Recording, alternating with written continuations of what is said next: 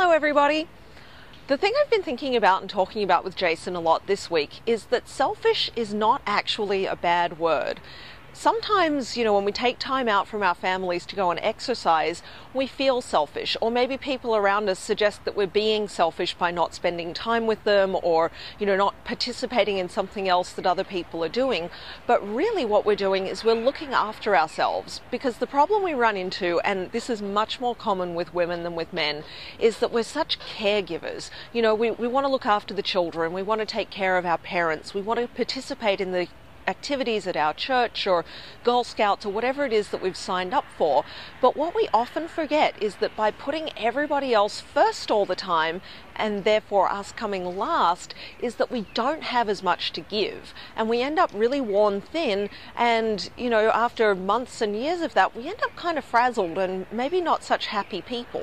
But if you look at selfish as actually a positive thing and say, okay, I'm taking an hour away from the family right now to go and exercise, but that means that my kids get a better mom because I have so much more energy to play in the park.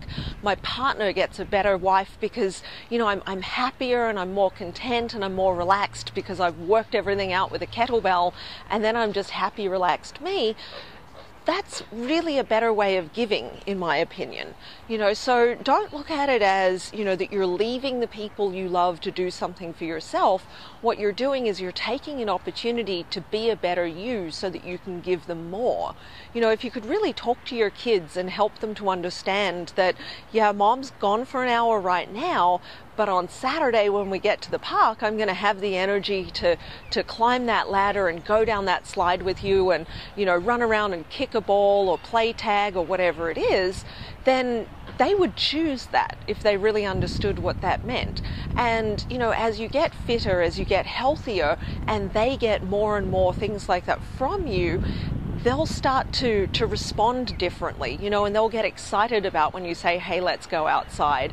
So sometimes it takes a little while for our family and the people around us to catch on to the idea that taking half an hour or an hour a few times a week for your exercise, that's building a better you.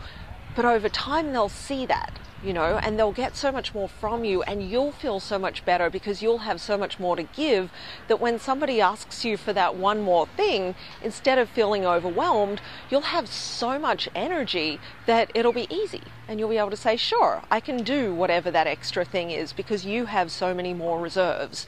So, if you feel pressure from your partner, your kids, your social circle to do less for yourself, don't listen. Just put your hands over your ears. Tell yourself that they don't understand yet, but a few months from now, when they see the difference, when they feel the difference from you, then they'll appreciate that you were seemingly a little bit selfish, but really it's about building the reserves to give more back. Think about that. Look at the ways that you can find that time for yourself and how that impacts others positively around you. It really makes a difference, I promise.